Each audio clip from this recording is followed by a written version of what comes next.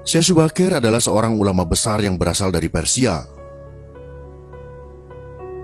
Beliau adalah generasi awal Wali Songo, penyebar Islam di tanah Jawa.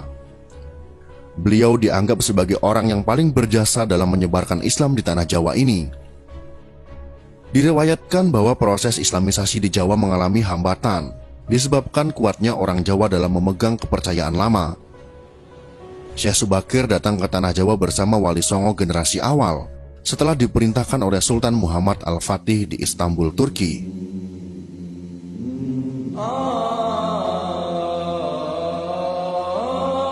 Kesembilan ulama ini mempunyai spesifikasi keahlian masing-masing. Ada yang ahli tata negara, ahli pengobatan, ahli tumbal, dan lain sebagainya. Wali sembilan ini dibagi menjadi 3 kelompok dan ditempatkan pada 3 tempat, yakni di bagian barat, tengah, dan timur tanah Jawa. Konon hambatan penyebaran Islam di Jawa pada masa sebelumnya disebabkan oleh keberadaan bangsa jin yang menempati setiap sudut tanah Jawa. Bangsa jin ini dipimpin oleh Sabdo Palon atau Kiai Semar yang bersemayam di puncak Gunung Tidar, Magelang, Jawa Tengah. Syekh Subakir yang ahli dalam ilmu batin segera melakukan pembersihan dengan menancapkan tumbal yang berupa batu hitam di puncak Gunung Tidar. Seluruh Jawa bergejolak. Seluruh bangsa jin yang menguasai tanah Jawa merasakan kepanasan yang teramat sangat, hingga mereka lari tunggang langgang menyeberang ke lautan atau menepi ke sudut terpencil tanah Jawa. Sebagian jin yang lain ada yang harus mati akibat hawa panas dari tumbal yang dipasang Syekh Subakir. Karena itulah, sampai saat ini, Gunung Tidar dipercaya sebagai pakunya tanah Jawa. Melihat hal tersebut, Sabda Palon yang telah 9.000 tahun bersemayam di puncak Tidar keluar dalam bentuk manusia, berdiri di hadapan Syekh Subakir. Setelah terjadi perdebatan, mereka segera adu kesaktian. Konon pertempuran antara keduanya selama 40 hari dan 40 malam, hingga Sabda Palon merasa kewalahan dan menawarkan gencatan senjata. Sabda Palon mensyaratkan beberapa poin dalam upaya penyebaran Islam di Jawa. Syarat-syarat itu pun disetujui oleh Syekh Subakir. Berikut ini adalah dialog antara Sabda Palon dengan Syekh Subakir yang terjadi di atas Gunung Tidar. Dialog yang terjadi antara Syekh Subakir dan Sabda Palon ini kami sajikan dalam versi imajiner.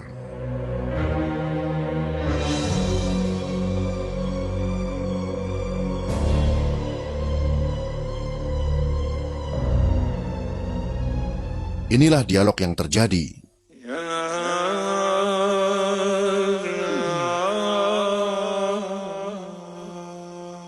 Syekh Subakir berkata, "Kisana, siapakah Kisana ini? Tolong jelaskan." Sabda Palon menjawab, "Aku ini Sabda Palon, pamomong atau pengembala tanah Jawa sejak zaman dahulu kala. Bahkan sejak zaman kedewataan, akulah pemomong para kesatria leluhur. Dulu aku dikenal sebagai Sang Hyang Ismoyo Jati, lalu dikenal sebagai Kilura Semar Bodronoyo, dan sekarang zaman Majapahit ini, namaku dikenal dengan Sabdo Palon." Syekh Subakir berkata lagi, "Berarti Kisanak ini adalah danyang tanah Jawa ini. Perkenalkan Kisanak, namaku adalah Syekh Subakir yang berasal dari tanah Syam, Persia." Sabdo Palon bertanya, "Ada hajat apa gerangan Jengan Diko rawuh di tanah Jawa ini?"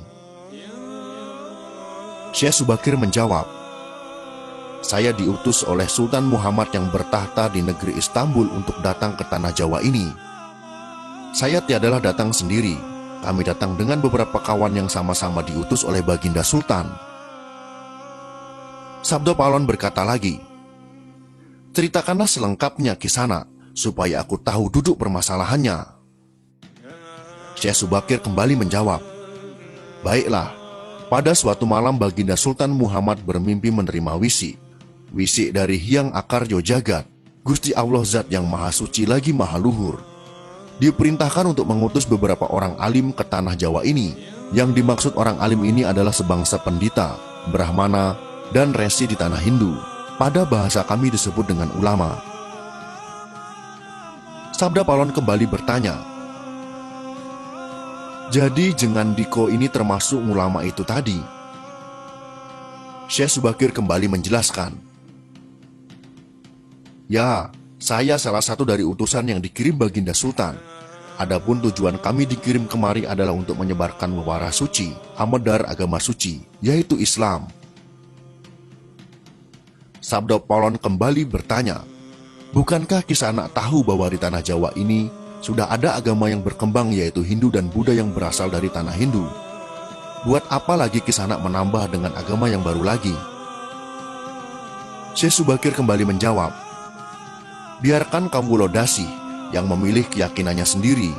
Bukankah Kisanak sendiri sebagai danyangnya tanah Jawa lebih paham bahwa sebelum agama Hindu dan Buddha masuk ke Jawa ini, di sini pun sudah ada Kapitayan. Kapitayan atau ajaran asli tanah Jawa yang berupa ajaran Budi. Sabda Paulon kembali berkata, ya, rupanya Kisanak sudah menyelidiki Kawulo Jawa di sini. Memang di sini sejak zaman sebelum ada agama Hindu dan Buddha, sudah ada Kapitayan asli. Kapitayan adalah kepercayaan yang hidup dan berkembang pada anak cucu di Nusantara ini. Syekh Subakir balik bertanya, jika berkenan, tolong ceritakan bagaimana Kapitayan yang ada di tanah Jawa ini. Kemudian Sabda Paulon pun menjelaskan, secara singkat kepercayaan Jawa begini. Manusia Jawa sejak dari zaman para leluhur dahulu kala meyakini ada Sang Maha Kuasa yang bersifat tan keno kinoyo ngopo. Tidak bisa digambarkan bagaimana keadaannya. Dialah pencipta segala-galanya, Bawono Agung dan Bawono Alit, jagat besar dan jagat kecil, alam semesta dan alam manusia. Wong Jawa meyakini bahwa Dia yang Maha Kuasa ini dekat. Jika dekat dengan manusia, Dia juga diyakini berperilaku sangat welas asih. Dia juga diyakini meliputi segala sesuatu yang ada. Karena itu masyarakat Jawa sangat menghormati alam sekelilingnya. Karena bagi mereka semuanya mempunyai sukma. Sukma ini adalah sebagai wakil dari Dia yang Maha Kuasa itu. Jika masyarakat Jawa melakukan pemujaan kepada Sang Pencipta, mereka lambangkan dengan tempat yang suwung. Suwung itu kosong, namun sejatinya bukan kosong namun berisi Sang Maha Ada. Karena itu tempat pemujaan orang Jawa disebut Sanggar Pamujan. Di salah satu bagiannya dibuatlah sentong kosong, tempat atau kamar kosong untuk arah pemujaan. Karena diyakini bahwa di mana ada tempat suwung di situ ada Yang Maha Kuasa. Syekh Subakir kembali berkata, itulah juga yang menjadi ajaran agama yang kami bawa untuk memberi ageman yang menegaskan itu semua, bahwa sejatinya di balik semua yang maujud ini ada Sang Wujud Tunggal yang menjadi pencipta, pengatur, dan pengayom alam semesta. Wujud Tunggal ini dalam bahasa Arab disebut Al-Ahad. Dia maha dekat kepada manusia, bahkan lebih dekat Dia daripada urat leher manusianya sendiri.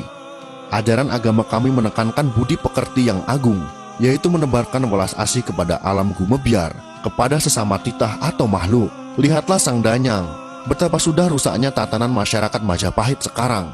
Bekas-bekas perang saudara masih membara, rakyat kelaparan, perampokan dan penindasan ada di mana-mana. Ini harus diperbaharui budi pekertinya. Sabda Paulon kembali menjawab, aku juga sedih sebenarnya memikirkan rakyatku. Tatanan sudah bubrah, para pejabat negara sudah lupa akan dharmanya. Mereka saling sikut untuk merebutkan jabatan dan kemewahan duniawi. Para pandito juga sudah tak mampu berbuat banyak. Orang kecil salang tunjang mencari pegangan. Zaman benar-benar zaman edan.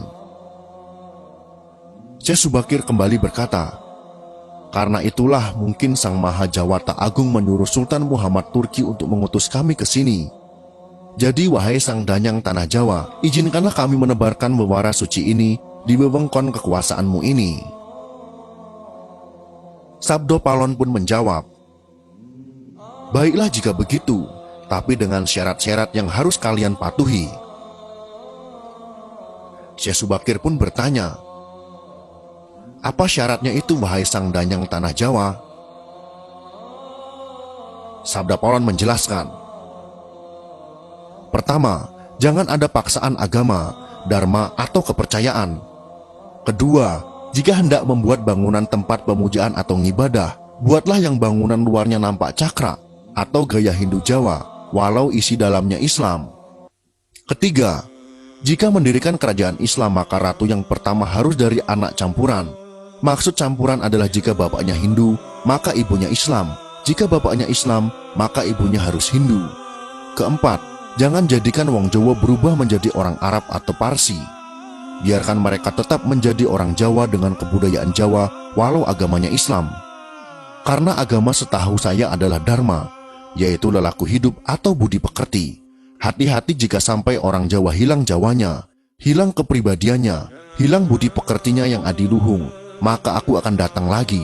Ingat itu, 500 tahun lagi jika syarat-syarat ini kau abaikan, aku akan muncul membuat goro-goro. Syekh Subakir pun menjawab, baiklah, syarat pertama sampai keempat aku setujui. Namun khusus syarat keempat, betapapun aku dengan kawan-kawan akan tetap menghormati dan melestarikan budaya Jawa yang adiluhung ini. Namun jika suatu saat kelak karena perkembangan zaman dan ada perubahan, maka tentu itu bukan dalam kekuasaanku lagi. Biarlah Gusti Kang Akaryo Jagat yang menentukannya.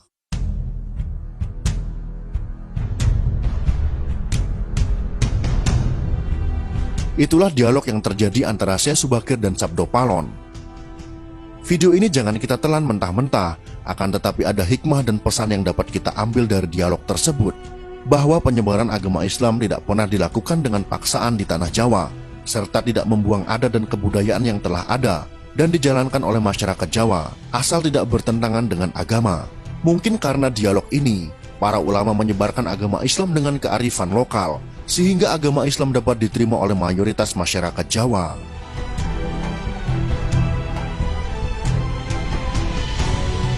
Jika kalian suka dengan video ini, silakan berikan jempol ke atas. Dan jika kalian menganggap video ini bermanfaat, maka bagikanlah untuk teman-teman Anda yang lain. Terima kasih sudah menonton.